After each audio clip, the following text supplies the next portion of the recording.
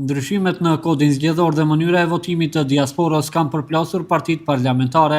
Për deputetët e Vlenit, ky është një nga proceset më të rëndësishme në kuadër të agjendës reformuese dhe afrimit të vendit me standardet evropiane. Ata e vendosin theksin të votimit diasporës, që ishte premtim para zgjedhori Vlenit. Për ne si Vlen, është me rëndësi që diaspora të ketë mundësi të votojë, qoftë përmes votimit elektronik, qoftë përmes postës, por që natyrisht të jenë proceset sigurta, transparente dhe të besueshme në përputhje me standardet ndërkombëtare. Mërgata jon nuk është vetëm për remitanca, ajo nuk mund të kujtohet vetëm kur na dërgon pare.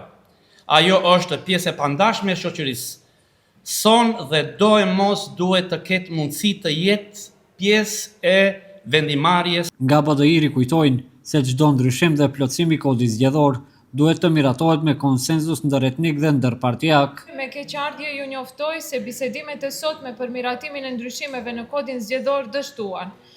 Dhe dështuan jo për fajin e të gjithëve, por për shkak të tërheqjes së disa partive politike nga qëndrimet, BDI nuk do të pranojë zgjidhje të njëanshme që cënojnë barazinë politike, përfaqësimin e drejtë dhe besimin në procesin zgjedhor. Lidhja shqiptare e zgjadhin Selës kërkon që diasporës t'i mundësohet votimi edhe në zgjedhje lokale.